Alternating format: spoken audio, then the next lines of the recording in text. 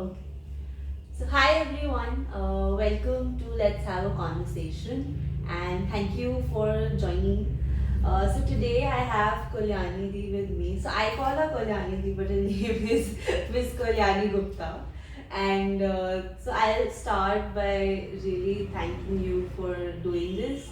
And My for pleasure, Shruti, my pleasure. no, I think it's a great honor for me to do this sort of a thing with you. So just for a background, I've known her for I don't know how many years, and so I have like so many fond childhood memories with you, and more than that, I think you've been someone I've learned so much from because It's such an honor, actually. because like obviously you at a young age where you are pretty much you're very impressionate and you sort of get influenced by people. I was so lucky to have people like you around who I could look up to, and at so many points I have just dropped into her house that this is happening, that is happening, and more so I think professionally, since you were in Miranda and then you went to do your masters and everything, and I was like, I'll also do graduation, then I'll also do masters, and then so it was something that academically also I really looked up to, that okay, I'll also do this one day. So it's not just personally, but like professionally also, you really inspired me. So, before beginning our discussion, can we start by introducing you? Like, can you share a little bit about your work and what you do today? Okay, so I am Kolyaani Gupta. Since childhood, I have loved studying. I'm one of those very few people who enjoy studying, learning, and I think somewhere it was inculcated within me that the more you learn, the wiser you become, the better you develop a faculty to distinguish between what is right and what is wrong. क्या सही है क्या गलत है, जब तक चीज़ों को आप पढ़ोगे नहीं, जानोगे नहीं, तो आपको पता नहीं चलेगा. And your life will also not be a very wise life which is led. So I have to give that credit to my family, my grandmother, my grandfather, and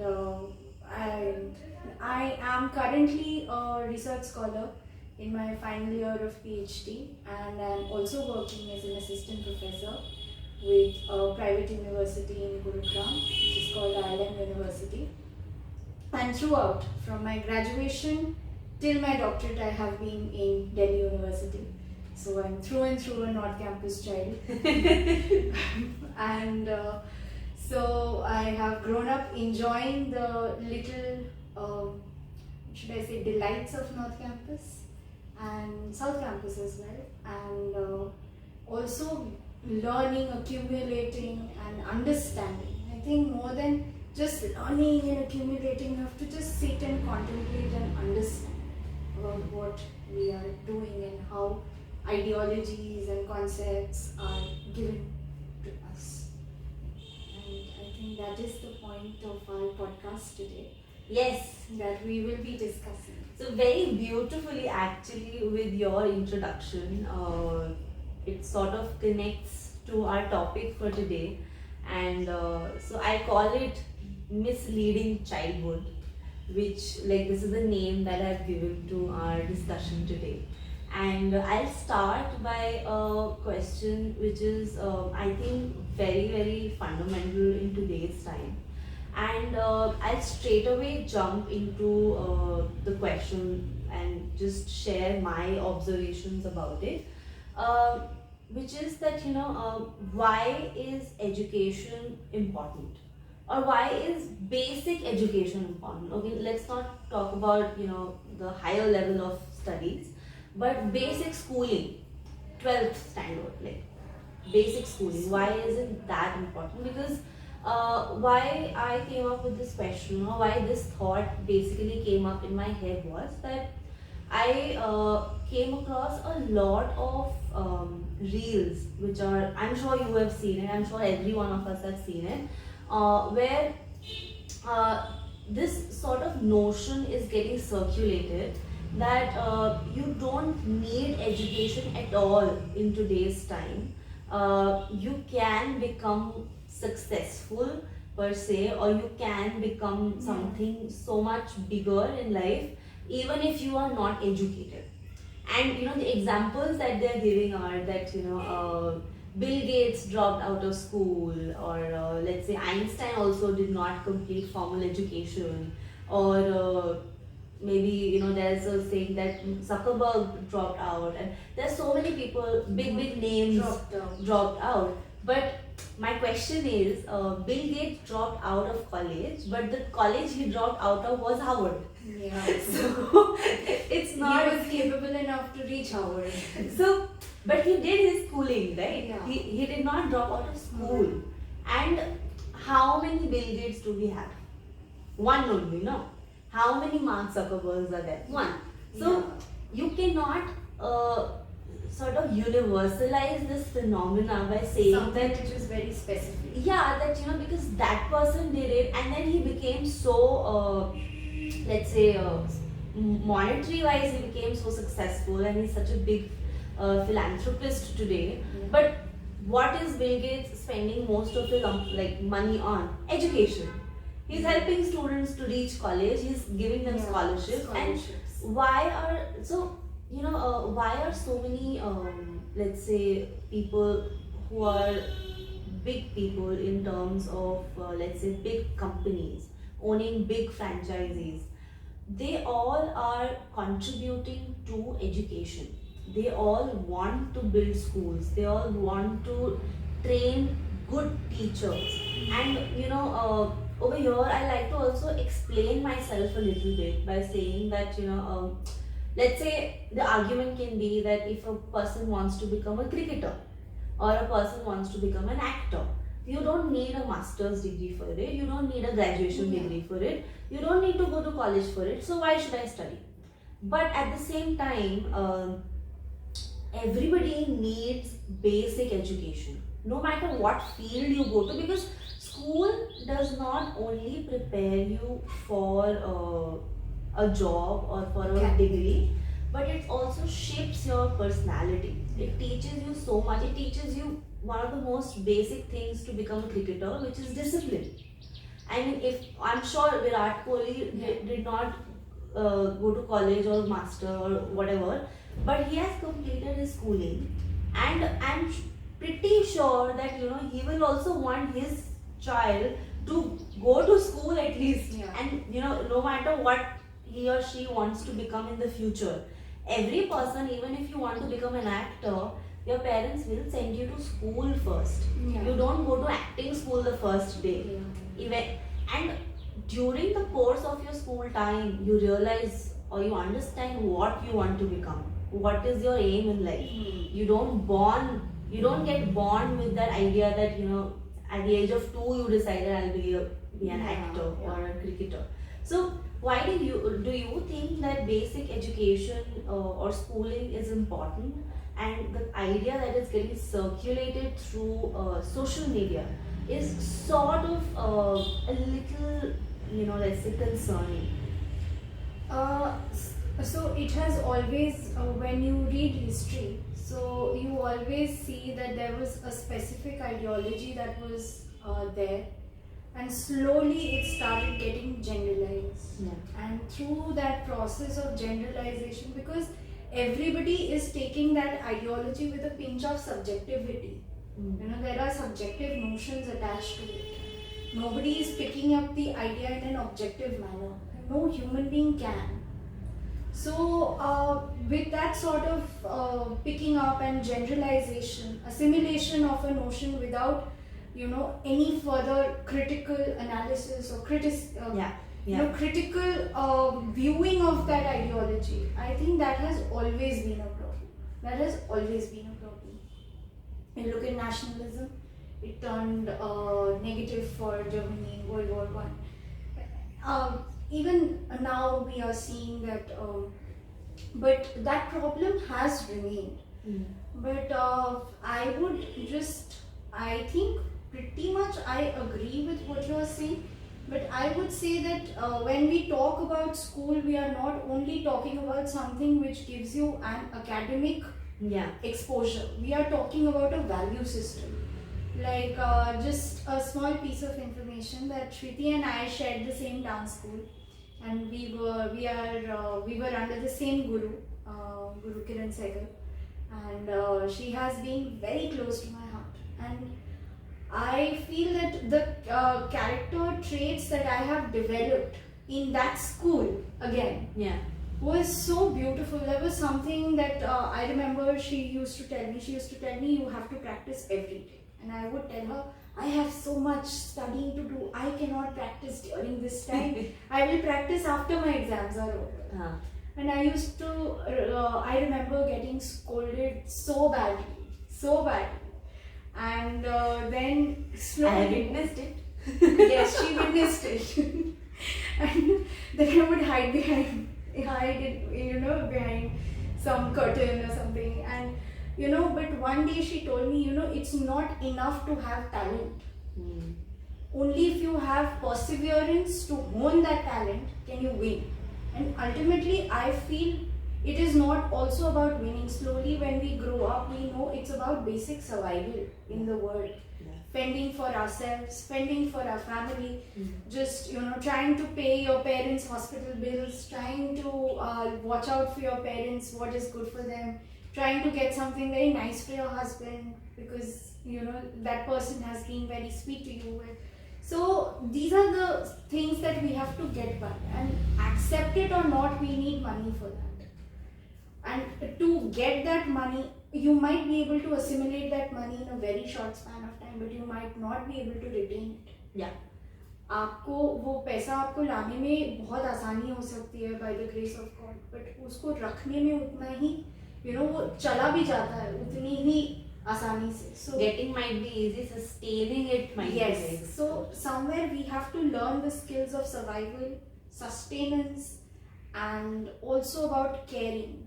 I have seen so many good students, such brilliant students. I am a teacher, so I've seen such brilliant students, but absolutely no sense of respect, no sense of how to be cordial to a person. It's so competitive that they forget the difference between how to be a human. You are at the end a human being. Yeah. Your sole purpose is not to compete and win, but to coexist together. I think that is something that gets inculcated through a good school. What we need is a system of good schooling, where education is given value, at the same time a value system, and honing the child for a beautiful, peaceful existence in the future. I think that is what is missing. Spirituality, and spirituality again, what I feel is faith in yourself. I see a lot of students in that tussle for why is this education system falling apart? Why are people losing faith slowly? Because it is inculcating something which is not a very healthy practice. Competitiveness. Friends who have grown up together, suddenly उसका बच्चे को इतना marks आ रहा है, तुमको क्यों नहीं आ रहा है, तुमको भी उतना पड़ेगा. Mental pressure. But again, that thing that Didi, she inculcated in us was, if you practice, then only you will reach. Yeah. There is no point competing if you are not putting in that effort, that essence of hard work. I'll take up this point later in the video because I have a specific point to raise there. But I'll move to the next idea, which came out from what you were mentioning, that a lot of the times students are not able to respect the humanity or the personality in front of them. Like, you might want to say that I've read this, I've read that, but you get influenced by what's happening around you. The Yeah, noise yeah. around you, the chaos Yeah. around you sort of, grows onto you, Yeah. right? And what happens over here is what I have realized that we on social media, a lot of times we take things by the face value. That whatever is presented to you, you sort of consume it as the holy truth. Yeah. That this is nothing but truth being presented to me. This Yeah, is the yeah. gospel truth. But Yeah. that's not the reality. And what happens is a lot of times we don't realize that that one reel or that one post can be a propaganda to sell a product. Yeah. It can be, let's say, it can be a thought or an ideology that someone is trying to sell for their own benefit. Yeah. And For their own. it's easy to sell ideas and products, ideas as products, when you get those views and when that algorithm works in your Yeah, favor. yeah. But what happens is this can also be used as a way of eliminating competition. What you were saying, that it's so unhealthy that you become so competitive that you want to eliminate your competition so that you can grow higher. Yeah. Like for example, You don't know where to stop, basically. what the character of Chatur did in Three Idiots. Yeah. That because he wanted to top, he would distract other students of the class. Yeah. Right? Like that's such a smaller example of what people can actually do at a larger scale. Yeah. To, for example, if there is a IS exam and you start this sudden propaganda on media saying that पढ़ाई लिखाई से कुछ नहीं होता है, everyone should start a business, let's say. And then there will be people who are preparing for these exams who will at some point feel that दे देते हैं ये exam, but also let me start a business of my own, or let me start looking for a job. You lose focus, and then the person who might be doing that, who might be saying that this is not a big deal, will actually crack it. Right? And this has happened with me also so many times in school, like at very minor level. You ask your friends, पढ़ लिया? अरे नहीं मैंने तो कुछ नहीं पढ़ा, अरे अभी तो एग्जाम में बहुत टाइम है, and then you are also like हाँ एग्जाम में बहुत टाइम है, हम भी चिल करते हैं. But when the result comes, you have not scored well, but that person has scored well. How? That is a way of eliminating your competition. You just distract the other person, and that is where I feel that the teenagers or young generation, even people of our age, are getting misled. They're getting delusioned with the virtual world so much that you're losing connect with the reality. What you said, that earning money is important. Like, but my idea of earning money, or my idea of how I want to earn money, might not always happen. It might not happen the way I imagine it to be. But I have to stay rooted to the reality also. Yes. That, this is what my life is. And social media is only going to help you to a certain extent. Yeah. You have to take the real Initiative, the real step, right? So, on that front, do you feel that this way of propaganda way of selling the ideologies is something that is distracting us from the reality? Selling your everything nowadays, what I feel, everything has become a market. Yeah. Where you have to do a kind of a transaction. Relationships have it's more like a transaction.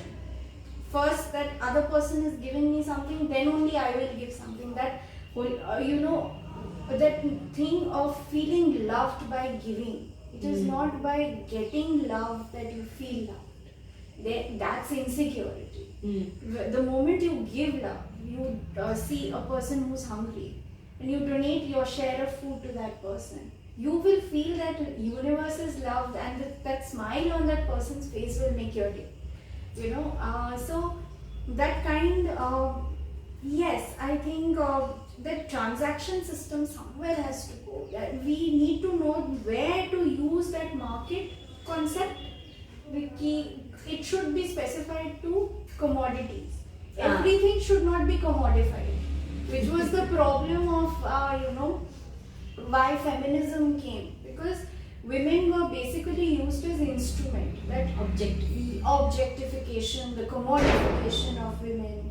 Then there was so you can't have a very utilitarian or an instrumental kind of a perspective. Yeah. Somewhere I think I have read, and for those who don't know, there was utilitarian was an ideology. Then to that, Immanuel Kant was another thinker who replied with deontic ethics, which was more to do with ethics of duty. You should know that your primary, most important duty is to be a good human being, to inculcate the values of humanity, and that is why each and every religion came into place. Yeah. To maintain social order and to promote the good over evil.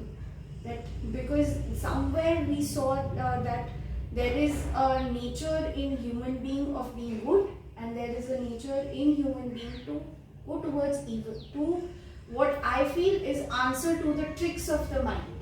Mind plays tricks on you. It's a choice. Like you can do like Dumbledore.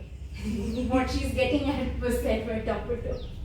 In my head, I was like, very good, you picked it up.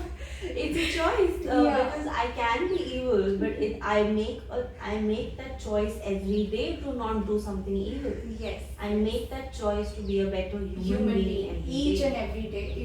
Good things and bad things happen to every one of us. Every one of us. And there is some person might think, chalo, there's this rich person, so I might not be that affluent, and I might see some rich person having huge cars, and it's normal human mindset to think कि अरे उसको तो सब मिल गया बैठे बैठे, हमको तो कुछ भी नहीं मिला, हमको तो कमा के खाना पड़ता है. But the process of hard work, you're getting to do some hard work. Think about a person who is might be having some physical deformity, who can't go and do that kind of hard work and maybe left behind. Yeah.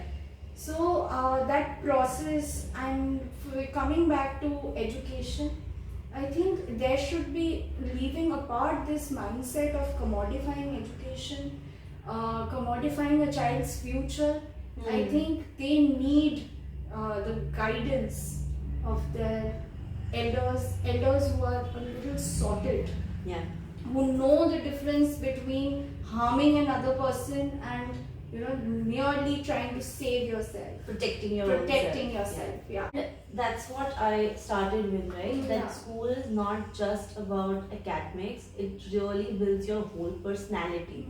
It teaches you so much more, and it shapes the kind of a citizen and the kind of a human being that you will be in the society. Because when one says that after school you're sort of like you're released into the society, that now you have to go and live, and that is so true. What you were saying, that it's not about that score or it's not about that result, but it's about the personality that gets shaped. And that's why it's so important to go through that journey. For a child, it's important to go through those 14 years of schooling to get that value system instilled in your system. Right? So this is where I think we'll stop for this part, and we can come back for part 2. Yeah, sure.